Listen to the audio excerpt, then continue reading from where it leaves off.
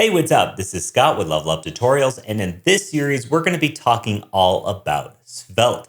Now, this is going to be really cool because honestly, this framework has blown my mind in so many different ways. It is just truly fantastic, and honestly, it's a joy to work in every single time I create a new Svelte component.